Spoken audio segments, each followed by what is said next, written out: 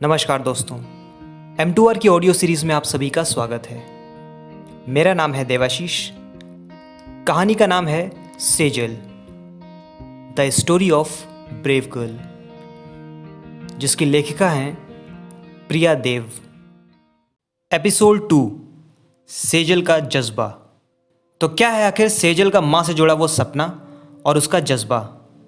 चलिए देखते हैं इस एपिसोड में। सेजल का उस पुराने मकान में अकेले रहना मानो उसे अपनी माँ से जुड़े उस सपने पर खरा उतरने के लिए प्रोत्साहित कर रहा हो। उसमें एक अजीब सा जुनून पैदा हो चुका होता है। वह हमेशा अपनी क्षमता से ज़्यादा मेहनत करने की कोशिश में रहने लगी थी, मानो वह अपनी माँ को वापस लाना चाहती हो। हाँ, लेकिन वह कभी कभी स्वीटी और बाबूजी को याद करके टूटने लगती है। पर वो पड़ोस वाली चाची सेजल का साथ नहीं छोड़ती हैं। उसे अक्सर मिलने आया करती हैं और उसकी माँ के बारे में पुराने किस्से सुनकर उसे अपना सपना साकार करने के लिए उत्साहित करती हैं।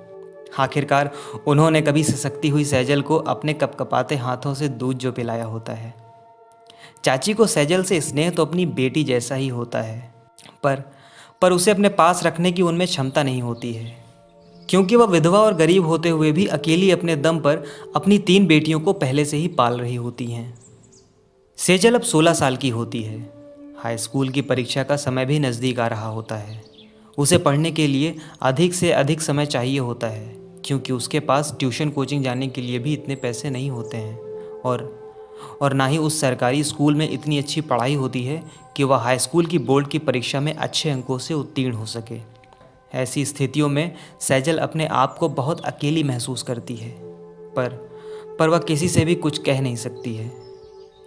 ऐसे में उसे अपने ही स्वभाव की एक सहेली की चाह होती है, जिससे वह खुलकर अपने दिल की सारी बातें करके अपना मन हल्का कर सके और पढ़ाई में अच्छे से दिल लगा सके। लेकिन उसे कोई भी ऐसी सहेली नहीं मिलती है। वह कभी कभी दिल हल्का करने के लिए भावुक होकर अकेले ही रो लेती है। 1-2 बार तो वह खुद से हार कर अपनी बहन स्वीटी के पास वापस लौट जाना चाहती है, पर सपने में माँ आकर उसे रोक लेती है और कहती है, बेटी, ये तुम्हारे अकेले की जंग है।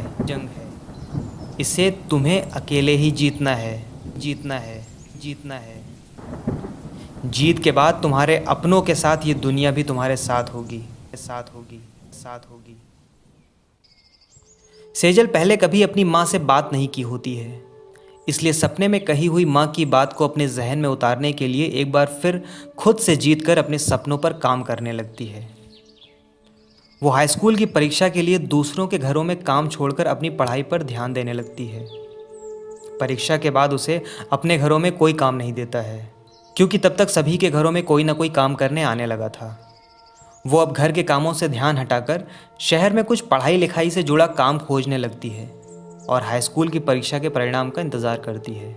सेजल की मेहनत और कर्तव्य निष्ठा देखकर गांव के एक भैया उसे शहर के एक मेडिकल स्टोर पर काम दिलवा देते हैं। सेजल पूरी परिश्रम के साथ अपना काम करती है और सीधा अपने घर चली जाती। किसी से भी वह किसी प्रकार का कोई मतलब नहीं रखती थी। स्वीटी सेजल को खुद से आगे निकलता देख उसे राशन भेजना भी बंद कर देती है। मेडिकल स्टोर से भी उसे अपने गुजारा करने भर का ही पैसा मिल रहा होता है। सेजल वहाँ काम कर ही रही होती है, इस बीच उसके हाई स्कूल परीक्षा का परिणाम भी आ जाता है। वह अपने अनंत परिश्रम से कॉलेज की टॉपर होती है। मेडिकल स्टोर पर साथ में काम करने वाले चाचा इस खुशी पर मिठाई मंगवाकर उसका मुंह मीठा करवाते हैं। सेजल वहाँ से छुट्टी पाने के बाद सीधा चाची के घर जाती है मिठाई लेकर और खुशी से चाची को पकड़ के झूम उठती है। चाची, मैं पास हो गई, टॉपर हूँ मैं अपने कॉलेज की। चाची कुछ न बोलकर अपनी नम आंखों से उसे एकटक निहारती रह गई। शायद वो सेजल को 16 साल की उम्र में पहली बार इतना खुश जो देख रही थी। सेजल चाची को हिलाकर बोली, क्या चाची, आप खुश नहीं हुई? चाची आंखों से आंसू पोंछते हुए सेजल के सिर पर हाथ फेरकर धीरे से बोलती हैं, बिट्टी, हम बहुत खुश हैं। तुम हमेशा ऐसे ही खुश रहो। सेजल चाची को गले लग जाती है और गहरी सांस लेते हुए कहती है, चाची, अब चलते हैं, स्वीटी दी से भी मिल लेते हैं। शायद अब उनका गुस्सा शांत हो जाए और मुझे अपना लें। ये कहकर सेजल स्वीटी के घर चली जाती है। सेजल को कुछ बोलने का मौका मिलता कि पहले ही स्वीटी सेजल को देखते ही बोलती है, निकल जाओ, मेरी माँ को खा गई तुम।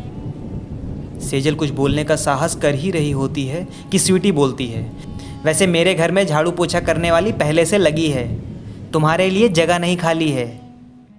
सेजल बिना कुछ बोले ही आंखों में आंसू लेकर अपने पुराने मकान चली आती है और माँ को याद कर फूट फूट कर रोने लगती है।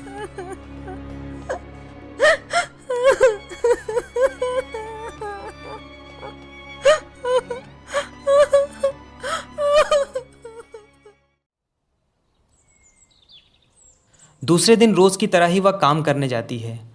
वहाँ मेडिकल स्टोर से जाते हुए कार में बैठते बहुत ही सज्जन लगभग 66 साल की उम्र के एक बुजुर्ग को देखती है। सेजल के दिमाग में उस समय शायद कुछ चल रहा होता है। उससे रहा नहीं जाता तो साथ काम करने वाले चाचा से उन बुजुर्ग के बारे में पूछने लगती है। सेजल, चाचा ये गाड़ी में बैठ रहा बड़ा आदमी कौन है? चाचा, क्या हुआ बेटा, ये अपने मालिक हैं।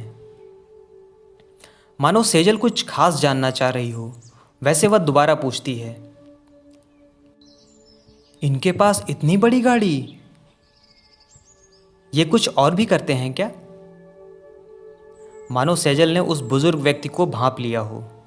चाचा सेजल के सिर पर हाथ फेरते हुए कहते हैं, अरे बिटिया, ये सरकारी अस्पताल के बड़े डॉक्टर थे, अब रिटायर हो गए हैं। सेजल फिर से कुछ जानने की इच्छुक होती है, मानो आज उसके दिल से सवाल उठ रहे हों। फिर तो इनके पास बहुत सारा पैसा होगा, तो ये मेडिकल स्टोर क्यों चलाते हैं? चाचा भी सेजल के बहके बहके सवालों से आज हैरान हो रहे थे।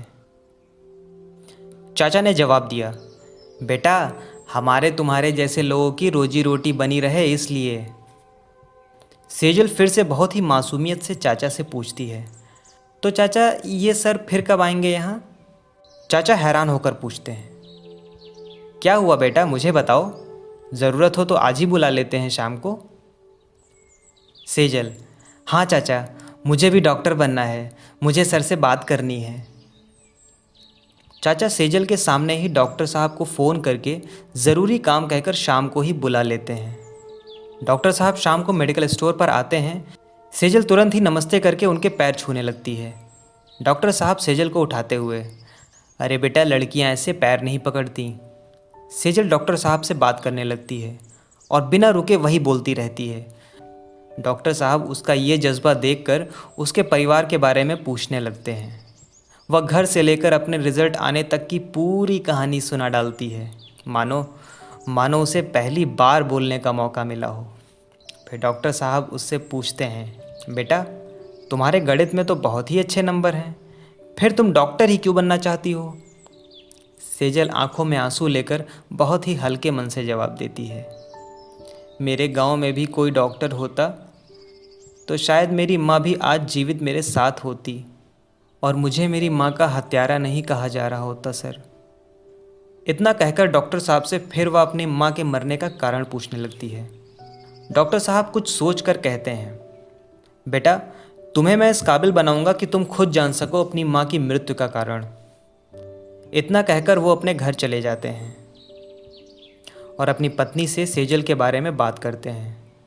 उनके कोई औलाद नहीं होती है तो वो सेजल को गोद लेकर अपने साथ रखने के लिए वकील से कानूनी तौर पर बात करते हैं।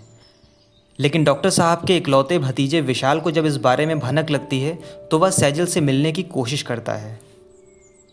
अगले दिन डॉक्टर साहब और उनकी पत्नी मेडिकल स्टोर पर जाकर सेजल के साथ रहने की बात करते हैं।